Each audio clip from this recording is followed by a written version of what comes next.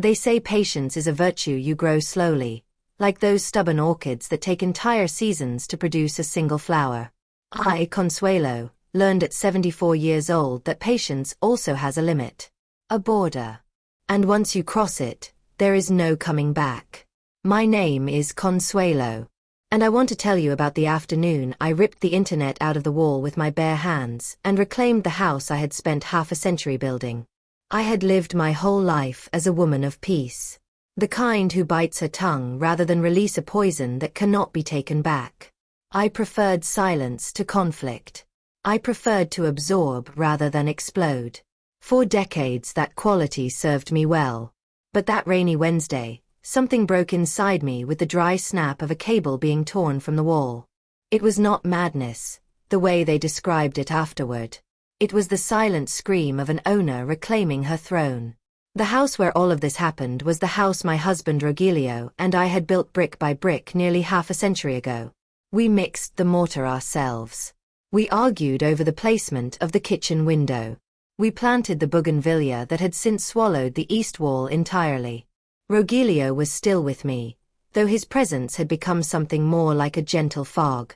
The Parkinson's shook his hands and a selective deafness had drawn him inward, allowing him to live in a bubble of silence that I sometimes envied with a depth I could not explain to anyone. He spent his afternoons in the old leather armchair whose cushions had molded themselves perfectly to the shape of his back over 40 years of use, looking toward the garden or dozing with a newspaper from some previous week resting on his lap. I cared for him. I loved him. I protected his rest as though it were a sacred thing. This house had been our sanctuary. Until my eldest son Esteban asked to move in temporarily after his divorce. That was 2 years ago.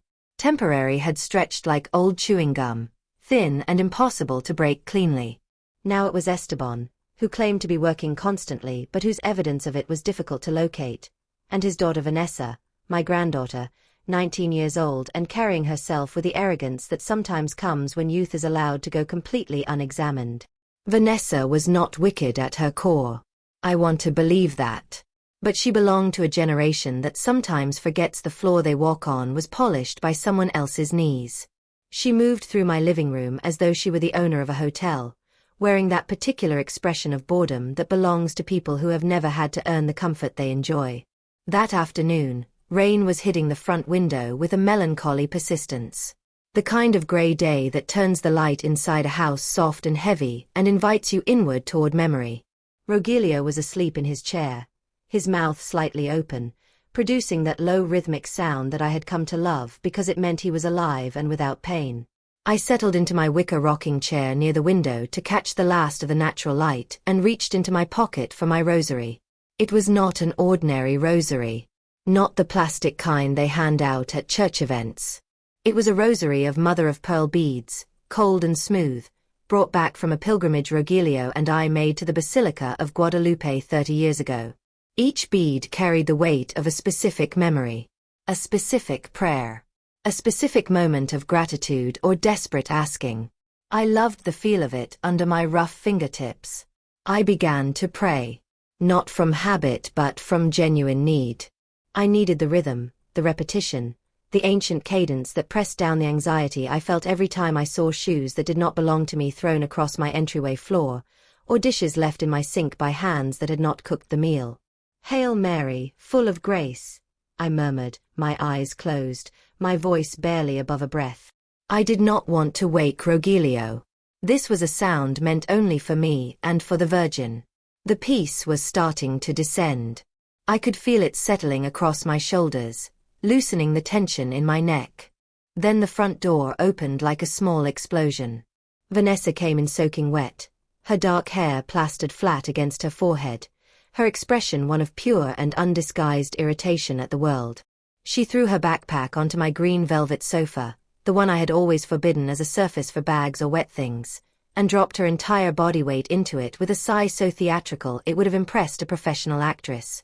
She pulled out her phone, hammered something into it with her thumbs, and then looked at the dark television screen. Without saying hello. Without glancing at her grandfather sleeping 5 feet away. Without a single word to me. She picked up the remote and the television turned on. The volume was low at first. And then, with 2 quick impatient presses, it was not. The sound of a game show exploded into the room. Canned applause and flashing lights and a host shouting with manufactured excitement. The noise was physical. I felt it hit me in the chest. Beside me, Rogelio stirred in his sleep, his brow furrowing, his body instinctively resisting the violation of his rest. I tried to continue.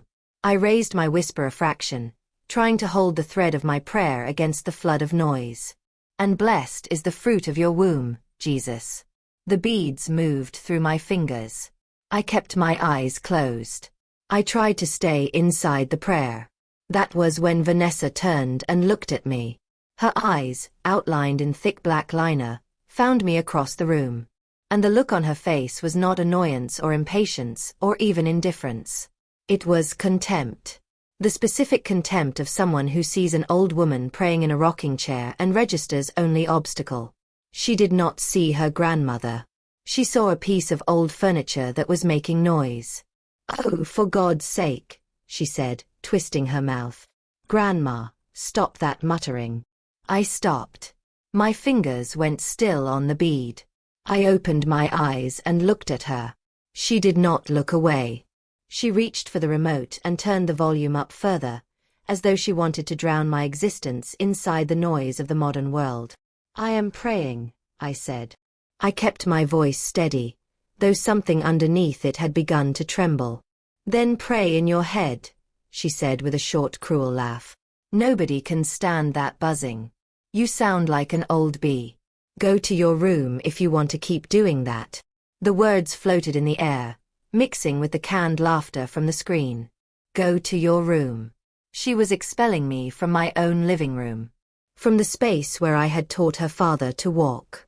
From the place where Rogelio and I had danced on our anniversary nights to songs that are now only played on oldies stations. The room I cleaned, I maintained, I paid for with 40 years of careful, deliberate living. She laughed again, short and dismissive, and turned back to the screen, assuming the transaction was complete. Assuming the old Consuelo would gather her rosary and shuffle away to process her hurt in the bedroom, as she had always done to keep the peace. But something different happened inside me that afternoon. I looked at Rogelio. He had opened one eye, disoriented by the noise, and was searching the room for me with a lost and slightly frightened expression. That vulnerability in his face, the confusion of a man whose world had been made uncertain by illness, was the match that lit the fire. This was not only about me. This was about him. About the white hair on our heads that had earned something in this life.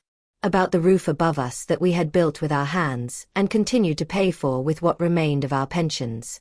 About the simple foundational human expectation that inside your own home, you may pray out loud without being mocked by your grandchild. A heat rose through my body from my feet upward. It was not the explosive rage of younger women. It was something colder and in many ways more dangerous. A certainty. Hard as steel, quiet as ice, absolutely immovable. I tucked the rosary into the pocket of my wool cardigan. I made the sign of the cross, not out of habit, but as preparation. The way a person might cross themselves before a battle they consider sacred. I stood up slowly. My knees made their usual complaints. I did not care.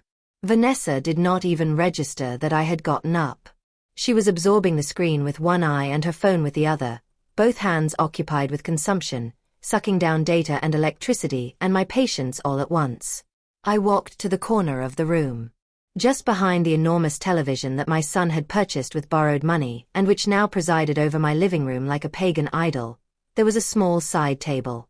On it, blinking with green lights indicating a strong and healthy signal, was the internet router. I looked at those green lights. Frantic, cheerful, broadcasting their uninterrupted connectivity to Vanessa's phone, to my son's tablet, to the smart television, to every device in the house. That little black box was the beating heart of their world. And it beat because my pension paid the bill. Every month, without fail, I paid for the service. Money that could have gone toward better medication for Rogelio's tremors. Money that could have bought good quality wool for my work. I paid it so they could be connected. So Esteban could search for the jobs he rarely seemed to find. So Vanessa could study, I had told myself, though studying was not what I observed her doing. High-speed internet, the bill said. High-speed disrespect, I thought. And then Vanessa laughed again at something on her phone, a sharp, loud, oblivious sound, and did not even glance in my direction. That was the signal. I did not think about it twice. My hands, bent and thickened by decades of arthritis, by kneading bread and hand-washing laundry, and 1,000 forms of labor that had never once been acknowledged as labor, closed around the bundle of cables that ran from the wall into the router. I remembered every time they had told me to be quiet. Every time I had opened the refrigerator to find that what I had bought and carried home had been consumed without a word of thanks. Every evening I had sat alone while Rogelio asked me why no one talked to him anymore. I set my teeth together. And I pulled. Not the gentle tug you use to unplug a lamp before bed. A full-bodied, weight of my indignation pull. I felt the resistance of the plastic housing, the groan of the cable ports, and then the liberating crack as the connections gave way, some of them pulling chunks of plaster from the wall, others snapping clean from the base of the device. The router hit the floor with a dead thud. Its lights went out instantly. Every single one. The television froze mid-frame. The game show host was suspended in a grotesque open-mouthed expression with a spinning buffer wheel in the center of his face. The digital silence was immediate and absolute. Vanessa looked up from her phone, confused. She tapped the screen. Once. Twice. She looked at the television. She started to turn toward me, mouth already open to demand that I fix whatever had broken. And then she saw me. I was standing there, breathing hard but with my head high. In my right hand, hanging like the entrails of a defeated machine, were the torn cables. On the floor, the router lay on its side, motionless. The room was quiet now in a way it had not been in 2 years. Only the rain on the windows remained. Steady, rhythmic, sounding almost like applause from very far away. Rogelio, released from the assault of noise, sighed deeply in his chair and settled back into sleep. The tension left his face. He looked peaceful. He looked like himself. Vanessa had gone pale. Her mouth was open. No sound came out. She looked at the cables in my hand, then at the hole in the wall where the connection had been, then up at my eyes. For the first time in longer than I could remember, she actually saw me. Not the grandmother who sat in the corner. Not the convenient background figure who cooked and washed and paid. She saw the woman who owned everything around her. "Grandma," she whispered. Her voice shook. The mockery was completely gone from it. "What did you do?" I let the cables drop from my hand onto the rug. The sound was dull and final. I smoothed my skirt with both hands, recovering my composure the way you might straighten a picture frame after an earthquake. My heart was hammering, but not from fear. From something I had almost forgotten existed. The taste of reclaimed power. "The muttering is finished, Vanessa," I said.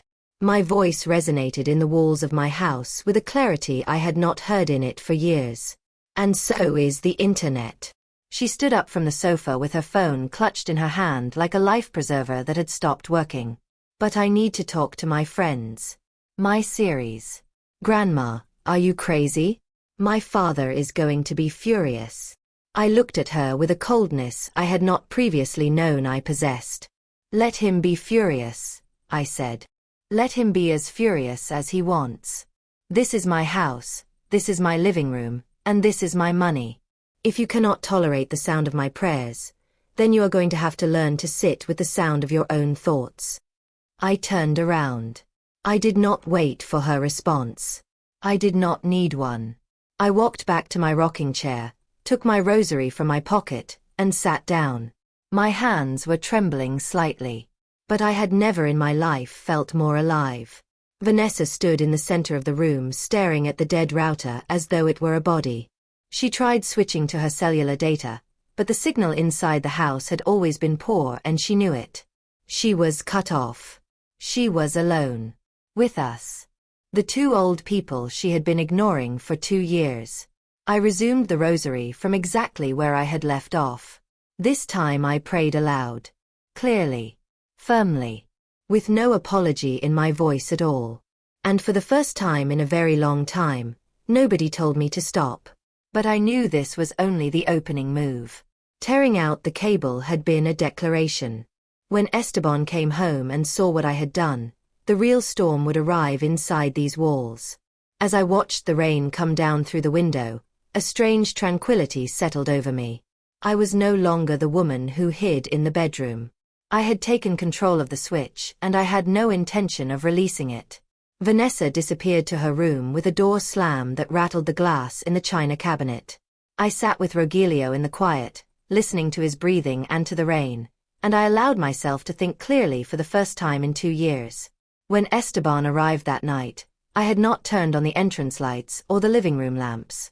Only the small oil lamp in the kitchen burned, an antique I kept for storm outages, throwing long dancing shadows across the tiles. I heard his key in the lock, the characteristic drag of his feet that served as his permanent announcement of exhaustion and grievance. "Mom, Vanessa says there's no internet," he called from the entry without greeting me. His voice already carried the entitled complaint he had perfected over 2 years of residence. What happened? Did the neighborhood connection go down? I have urgent emails to send. I was sitting at the kitchen table with a cup of chamomile tea that had long since gone cold. I did not move. I waited for him to come to me. When he appeared in the doorway and saw me sitting in the near dark, he stopped. I let the silence stretch for a moment. "The internet did not go down, Esteban," I said, in a voice that surprised me with its steadiness. It came from somewhere low and certain inside me. I pulled it out. He blinked. He looked at the router sitting dead on the counter with its cables hanging loose like dead roots. His face moved through confusion, then disbelief, then a red and rising fury. "Are you out of your mind?" he shouted, slamming his palm on the table. "That cost money. It is necessary. Vanessa has schoolwork. I have a job. What is going on with your head, Mom? Is this the dementia starting?" The word dementia landed between us like a poison thing. He knew what he was doing with that word. It was his easiest way to cancel my authority, to reduce my perfectly rational anger to a symptom of deterioration. It had worked before. I had backed down from conflicts because I feared exactly that framing. But tonight, instead of tears, I felt my spine convert itself into iron. "I am not losing my mind, son," I said, holding his eyes without flinching. "I am losing my patience. There is a significant difference. I am tired of being told to be quiet in my own home. Tired of my faith being treated as an annoyance. Tired of paying for every luxury while your father needs medication and the roof needs repairs." Esteban ran a hand over his thinning hair, producing his performative sigh of the put-upon man. "Mom, please. Not your martyr routine. I'll call the company tomorrow to fix this disaster and I'll deduct it from what I give you for the market." "You do not give me anything for the market, Esteban," I reminded him quietly. "You have not given me 1 cent in 6 months." He went silent for exactly 1 moment, caught inside his own lie. Then he recovered. "It's a rough patch, you know that. But this, what you did, this is unacceptable. Go to bed. Tomorrow we will talk seriously about your mental state." He walked to his room murmuring, and I heard him and Vanessa whispering together, probably laughing at the confused old woman, deciding she would calm down by morning. I sat alone in the kitchen surrounded by the smell of cold chamomile and candlelight. And I understood something clearly. Ripping out the cable had been a first strike. Effective. Yes. Dramatic, certainly. But I would not win a war with a single gesture. They believed I had simply had a bad day. They expected a technician, a new router, and a return to normal. Me serving. Them consuming. I needed a plan. I needed weapons. And for that I needed to remember who I was before I became grandmother. The next morning I waited until they left, both of them with long faces and slammed doors, fleeing a house without digital connection toward cafes and offices where they could plug back into the world. The moment Esteban's car turned the corner, I locked the front door and went directly to my sewing room. That room was my forgotten territory. Inside it lived my old Singer sewing machine, a black iron beast with gold lettering that I had earned by spending 40 years hemming trousers and sewing party dresses for the neighborhood. It was buried under boxes of Vanessa's shoes and covered in a season's worth of dust. With methodical fury, I moved every box to the floor, wiped the surface clean with my apron, and sat down in front of it. I ran my hand over the cold wheel. That machine had fed us when Rogelio had his accident at the factory 30 years ago. That machine had paid for Esteban's university education, the same university that had apparently not covered the curriculum on basic human decency. I opened the right side drawer, the one that always sticks. Under faded thread spools and rusted needles, I found what I was looking for.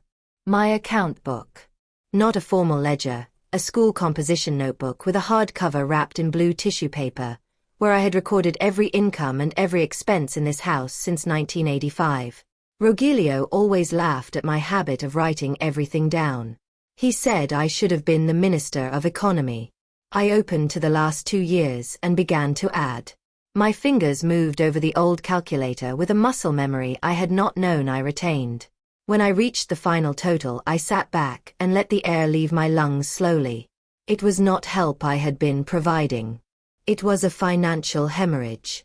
I had spent the savings Rogelio and I had accumulated for our old age. The money for the private nurse he would need when his condition progressed. The money for the roof repairs I kept postponing. All of it had dissolved into pizza deliveries, streaming subscriptions, phone bills, car maintenance, and the bottomless appetite of 2 adults who believed abundance was their natural environment. I sat with the shame of it for a few minutes. Not shame of them, but of myself. For having confused love with submission. For having allowed them to drain our future while I told myself I was being a good mother. But at the bottom of the tin, under all the bills and policies, my fingers found a thick envelope tied with a red string. I lifted it out with a reverence that surprised me even as I felt it. Inside were the property deeds, and beside them a notarized document that Rogelio, in a moment of remarkable lucidity 5 years ago, had insisted we execute. I remembered that grey morning. Rogelio's Parkinson's was beginning to take certain things from him, and he had half dragged me to the notary office with the urgency of a man racing to complete something before a door closed. Consuelo, he had said. One never knows. Children are children, but times change and daughters-in-law change and one never knows. I want everything in your name. Yours alone. Life usufruct and absolute ownership until you decide otherwise. At the time I had thought it excessive, a kind of ungenerous suspicion of our own son. Now, reading the stamped and certified language of the document, tears blurred the words. Rogelio had seen this coming. Even from inside the fog that was beginning to take his memories. His love had built a wall around me precisely for this moment. Esteban talked about this house constantly as our inheritance, as though it were already his. He walked through the garden planning where he would put a pool, which walls he would tear down when he got it. I had always gone quiet in those conversations, accepting it as the natural order of things. But the paper in my hands said something entirely different. The house was mine. Only mine. Consuelo's. Not Rogelio's to pass down and not Esteban's to inherit. Mine. I stood up from the chair. My knees ached less than usual. I walked to the full-length mirror in the corner, the one I habitually avoided because it returned only the image of a stooped old woman who took up too much space. I forced myself to look. I saw white hair and wrinkles and a faded floral dress, yes. But I also saw my eyes. And my eyes were not the apologetic wet eyes of a grandmother who begs forgiveness for existing. They were the eyes of a woman who had carried bricks to build the walls surrounding her. For years I was meek, I said aloud to that reflection, and my voice sounded strange and powerful in the quiet room. That woman is gone. She died with the router. I had the legal power. I had documented evidence of 2 years of financial exploitation. And I had something my son and granddaughter had in abundance but had never once turned toward me. Time. They were busy with their fast lives, their screens, their carefully curated performances of success. I had all day to observe, to plan, to weave my net with the patience of someone who has spent 40 years creating intricate things with small tools. I went to the kitchen and made strong black coffee, no sugar. While I drank it, I mapped the plan in my mind with the precision of a woman who once ran a household on almost nothing and made it feel like plenty. I could not throw them out immediately. Rogelio would be distressed by the chaos of it, and Esteban was the type of man who, when cornered, might attempt to have me legally declared incompetent. I had seen him threaten it before with that word, dementia, his favorite weapon. I had to be smarter than his anger. I had to be cold. Step 1. Cut the flow. Already done with the internet. Next I called my bank and reported my debit card, the one Esteban had quietly borrowed for what he called household emergencies but which I had observed him using for his own lunches and fuel, as lost. I requested a replacement sent to the bank branch directly. I would collect it in person. The look on his face when his card declined at the restaurant that afternoon was something I was content to imagine from the kitchen. Step 2. Strip the pantry. I went through my cupboards with 2 large garbage bags. Everything they liked and I did not eat went into the bags. The imported cookies, the sugar-coated cereals, the expensive sparkling water, the artisanal chips. What remained was rice, beans, oats, eggs, and vegetables. Real food. The kind Vanessa would describe with visible disgust as poor people's food. Let her. My food had built this family. Step 3. Secure my space. I found a padlock still in its packaging at the bottom of Rogelio's old toolbox under the kitchen sink. I went to our bedroom, sat with Rogelio for a moment and held his cool papery hand, and told him quietly that changes were coming but that no one would move us from our home. He turned his head slowly and looked at me with a flash of recognition of the strong man he had been, and squeezed my fingers weakly. That was all the confirmation I required. I installed the lock on our bedroom door myself, remembering the muscle movements as though they were a prayer. Turn, tighten, secure. I put the key inside my blouse, against my skin next to my scapular. The cold metal was a constant reminder of the new reality I was constructing. That evening I cooked for 2. A simple chicken broth for Rogelio, full of herbs and vegetables, exactly right for his digestion. We ate in the kitchen listening to a bolero station on the old radio. I washed our 2 bowls and put them away and left the kitchen spotless. Then I sat in my rocking chair in the dark, quiet living room and I waited. When I heard Esteban's car, I did not feel my usual anxiety, the reflexive checking of whether dinner was adequate and the house acceptable and my mood sufficiently invisible. I felt glacial calm. I knew his card had been declined. I knew he was hungry and confused and coming in with a confrontation building inside him. He entered with noise, bringing the chaos of the street indoors. Mom. His voice landed like a thunderclap in the entrance. What did you do at the bank? I was humiliated at the restaurant. What is happening?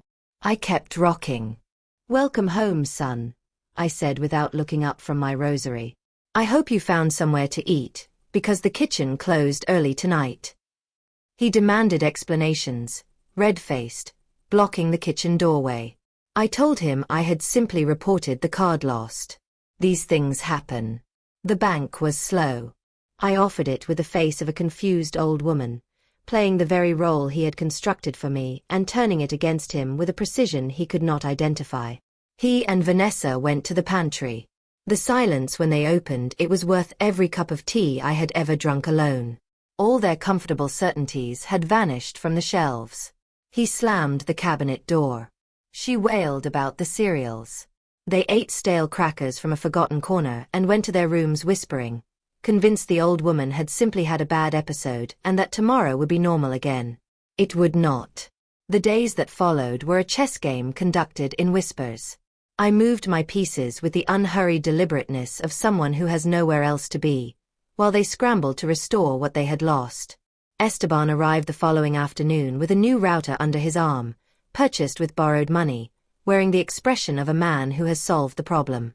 He installed it without speaking to me, moving furniture, crawling on the floor, connecting cables with the focused urgency of someone restoring power to a city. Vanessa watched from the sofa with the eyes of an addict awaiting her dose. He plugged it in. The lights blinked. Orange. Orange. Then a fixed, accusing red. No line signal. I looked up from my embroidery and adjusted my glasses. "Oh, I forgot to mention," I said pleasantly. "The technicians from the company came by this morning. They were checking the street poles. I told them we could no longer afford the service, that we are poor pensioners, and they very kindly disconnected the line from outside so we would not accumulate further charges." No technicians had come. I had called the company myself at 7 in the morning, presenting myself as a grief-stricken widow who could not manage the cost of fiber optic internet on what remained of 2 pensions, and requested immediate disconnection. The representative had been sympathetic and efficient. Esteban's face turned the color of a bruise. The vein at his temple became visible. He came toward me. "You cancelled the contract? That contract was in your name, but we used it. I have reports to send. Vanessa has classes." "Then I suggest the public library," I said, returning to my embroidery. "The internet there is free and silence is mandatory. Both will do you good." Vanessa ran to her room screaming. Esteban stood over me in a way that was meant to be intimidating, telling me I had become impossible, that whatever had gotten into me would pass, and when it did I would be begging their forgiveness. I told him, without raising my eyes from my stitching, that we would indeed see about that. They began to feel the walls closing. Without convenient food and without digital escape, they were forced to exist inside the actual texture of their lives, which turned out to be less glamorous without my infrastructure supporting it. I cooked precise quantities: 2 portions of chicken, 2 cups of rice, 2 small cups of gelatin. If they wanted to eat, they had to make their own food, which Esteban had never learned to do and which Vanessa considered beneath her. I watched them eat dry bread and tap water while I served Rogelio fragrant stews. But my masterstroke was not the food or the internet. It was the laundry. For decades I had been the invisible laundry service of this house. I collected their dirty clothes from the floor, washed them, dried them, ironed them, folded them, returned them pressed and ready to hands that never once said thank you. That Thursday, Esteban came to the laundry room looking for a white shirt for a job interview. "Mom," he called from the hallway. "I don't have clean shirts. What have you been doing all day?" I appeared from the bedroom moving slowly, rubbing my hands together with a strong mentholated cream that I made sure smelled obvious. "Oh, son," I said with a pained grimace. "The arthritis today. You cannot imagine. I could not even hold the iron. The doctor says I need complete rest for my joints. I believe I cannot do laundry anymore." He looked at my hands. They were red, yes, from the hot water I had just used to wash Rogelio's sheets. He did not know that.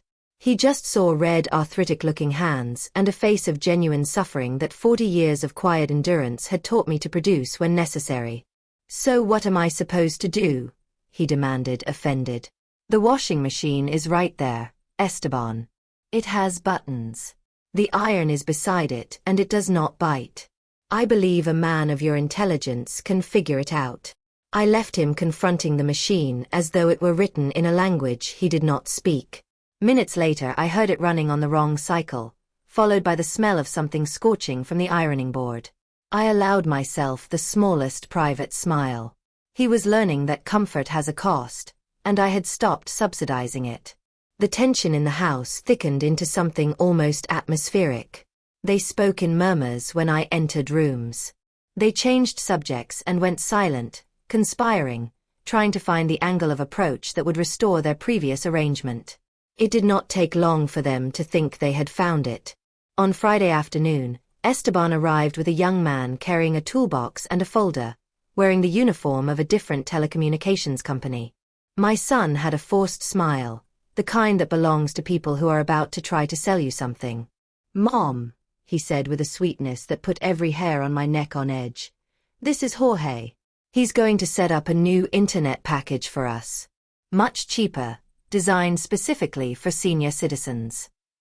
The technician, a boy who looked barely 20, smiled at me with the practiced discomfort of someone who senses he has been brought into a domestic situation he does not fully understand. Esteban put a folder on my lap. A contract. Just sign here, Mom. So you can watch your shows and we can work. I'll take care of the payments. Don't worry about anything. I looked at the document. 2-year contract in my name. Enormous cancellation penalties. And then I understood the full picture. Esteban could not sign a contract himself. His credit history was catastrophic, and he was blacklisted as a debtor. He needed my name, my clean financial record, my identity. He was not installing internet. He was harvesting me again. I picked up the pen. Esteban held his breath. His eyes brightened with premature victory.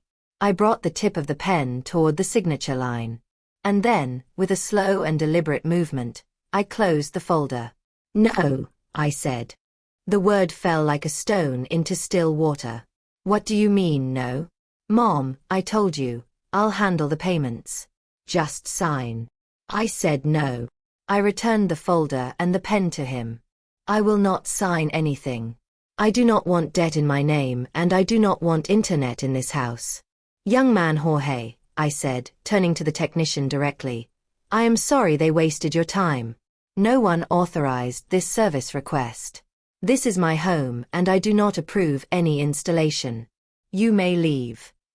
The boy looked from Esteban to me and back, and with the survival instinct of someone who has handled enough household conflicts to recognize a losing side, he closed his toolbox and was through the front door before Esteban could stop him. When the door closed, Esteban's composure collapsed completely. He stepped toward me in a way that for one moment made me brace for something physical. His face was transformed by a fury that had burned past the point of strategy into something raw and ugly. You are ruining my life, he hissed. You are a bitter old woman who wants everyone around her to be as miserable as she is. I wish you would die so we could sell this house and get out of here. The words landed in the room and did not dissolve. They stayed in the air, crystalline and permanent. Even Vanessa, who had emerged from her room at the sound of raised voices, froze in the hallway. The cruelty of what he had said echoed off the walls of the kitchen where I had fed him every meal of the first 18 years of his life. I wish you would die. My heart lurched once, painfully, and then it did not break. It hardened. That sentence was the final nail in whatever remained of my patience. Everything I had done until now had been for dignity and self-respect. What came next would be for justice. I looked at my son. The 45-year-old man I had rocked through colic and nightmares and adolescent humiliations and a failed marriage. And I did not feel love in that moment. I felt a clear and sorrowful pity. Be careful what you wish for, Esteban, I said, and my voice had dropped to a temperature that seemed to lower the air in the room by several degrees. Because the dead do not sign contracts. But they also do not cook, or wash, or provide shelter. And this house has an owner. And she is very much alive. I walked past Vanessa in the hallway, who stepped back from me as though I were something she had not previously understood. I entered my bedroom. I passed the bolt, turned the padlock, and sat on the edge of the bed beside Rogelio, who was dozing. My hands trembled, but not from fear. From the pure physical force of adrenaline. I reached under the mattress and took out the envelope my husband had given me 5 years ago with the quiet prescience of a man who loved me better than I had known how to love myself. The next morning, Sunday, I dressed Rogelio in his white guayabera, the one for special days, and settled him in his chair in the morning light. I kissed his forehead and told him softly that no one would be moving us from our home. When I walked into the kitchen, I found Esteban at the head of the table, in the chair that had belonged to his father for 40 years, which he had claimed without asking permission. Beside him, Vanessa scrolled through whatever cellular data she had remaining, ignoring my arrival as though I were a draft from under a door. Between the coffee cups there was a black leather folder on the table. Official-looking. Thick with sealed documents. I poured myself a cup of my own coffee, the real kind made with cinnamon and piloncillo that I had not shared with them, and sat at the opposite end of the table. I smoothed my skirt and looked at him calmly. Esteban informed me that a lawyer and a doctor friend had prepared documents. That my behavior in recent days demonstrated cognitive instability. That for my sake and for Rogelio's, it was necessary to transfer legal guardianship and financial administration to him. He slid the papers toward me. They were documents authorizing him to sell the house and manage my accounts, justified by claimed cognitive decline. The plan was elegant in its brutality. Sell the house, pay his own debts, place Rogelio and me in a cheap care facility, and move Vanessa and himself to an apartment near the city center. Written between every polished legal line was the disposal of two old people who had become inconvenient. Esteban's face as he explained it was the face of a man who believed he had finally maneuvered into an unlosable position. Even Vanessa was already smiling faintly, picturing herself liberated. "Wait here," I said. My footsteps in the hallway were even and unhurried. I unlocked my bedroom door. I reached under the mattress. My fingers found the envelope immediately, solid and real and absolutely reliable. I carried it back to the kitchen the way you carry something sacred. I set it on the table directly on top of his folder of documents. "Read that," I said. Esteban took it with suspicion. He untied the red string and removed the notarial deed. His eyes moved quickly across the opening lines, searching for an advantage. And then the color left his face entirely. The red of his anger, the pink of his confidence, the normal complexion of a man who believes himself in control. All of it drained away and left something gray and stunned in its place. "This can't be right," he whispered. "Read clause 3, I said. Out loud. His hands were shaking enough that the paper rustled. "There is hereby established in favor of Mrs. Consuelo Martinez de la Garza the lifetime usufruct over the entirety of the property, with express authority for absolute disposition and administration, she remaining the sole legitimate owner in the event of the incapacity or death of the spouse, without requirement of consent from forced heirs." He let the paper fall as though it had burned him. Vanessa, who did not know the language of property law but knew the language of her father's face, looked frightened. "What does that mean, Papa?" I answered before he could. "It means, my love, that this house does not belong to your grandfather. And it most certainly is not our inheritance, the way your father likes to say at dinner. This house belongs to me. Only me." I leaned forward over the table and felt a power move through me that had nothing to do with muscle, that came from every floor I had ever scrubbed, every prayer I had ever said, everything I had ever swallowed in silence to keep this family from fracturing. "For years, Esteban, you believed I was an accessory in this home. You thought Rogelio was the owner and I was just the wife who served the coffee. You thought that when his mind began to go, you could manage him and dispose of me. But your father, who may no longer always remember my name, never forgot what I was worth. And he made sure of it." Esteban tried to speak. Nothing came out except a hoarse, diminished sound. "That document can be contested. It is old. I will take it to my judge." "Try," I said. And I said it not loudly, but with a force that traveled through the walls. "Bring it to your lawyer and your judge. The date is clear. Your father's signature is clear. The notary's seal is real. I am not losing my mind, Esteban. I am losing my tolerance. And a woman who has lost her tolerance is more dangerous than any army." Vanessa had made herself small in her chair, younger looking than I had seen her since she was actually young. "Grandma, please," she said quietly. "Don't do this to us." I turned to her. And I did not see the girl who had told me I sounded like a buzzing old bee. I saw a young woman who had been allowed to grow without understanding the ground she stood on, and who was receiving now, at 19, the lesson that should have been given much earlier. "Do what to you, Vanessa?" I asked gently. "What you did to me? Treat you like an inconvenience? Wish you away? Wait for you to disappear so I could take what was never mine?" She dropped her eyes. Something moved across her face that was not strategy or performance. It was genuine shame. I took Esteban's official documents, the guardianship papers and the power of attorney, and tore them cleanly in half with one dry movement. The sound of paper tearing was the only noise in the kitchen for a long moment. I dropped the pieces on the table. "The hotel is closed," I said. "The free laundry service is closed. The shouting and the disrespect are finished. And the waiting for us to die is finished. I am not going to put you on the street today, because I am not the person you are. I do not leave family without shelter." I watched relief begin to move across both their faces. Too soon. But the conditions change now. If you want to live under my roof, you will pay rent. Market rate. You, Esteban, will find real work, whatever is available, and you will contribute to this house.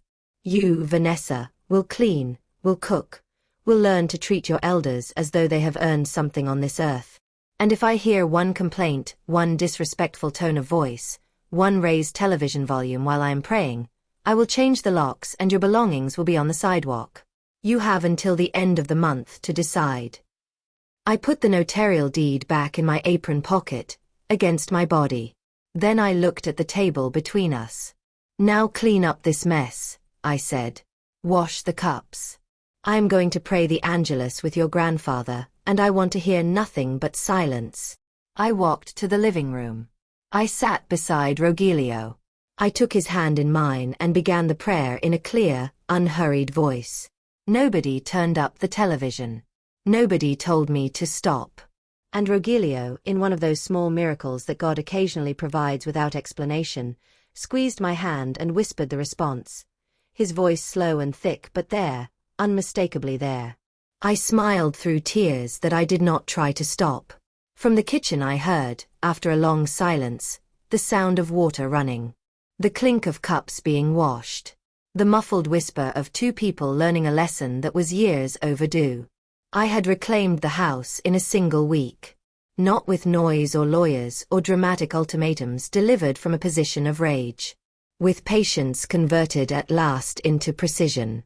With the understanding that power does not have to be loud to be absolute.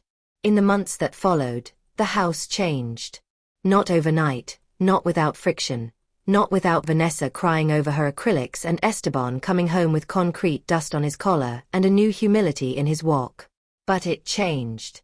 And then something unexpected happened between Vanessa and me. Stripped of her digital entertainments, she began to watch me work. First with detachment, then with curiosity. She asked me one afternoon how I moved the needles so quickly. I told her, practice and patience, two things you are currently missing. She sat on the floor near my chair and watched the pattern of cables forming in the wool. "It looks cool," she admitted, using one of her words from that other world. "Kind of vintage. My friends would pay for something like this." I looked at her for a long moment. And I saw, underneath the acrylics and the attitude and the 19 years of being told she was the center of everything, a young woman who might be worth investing in after all. From that conversation we built something neither of us had expected. A small business. I knitted. She photographed and sold online. She learned to see the value in my hands, not as objects of pity but as sources of genuine skill.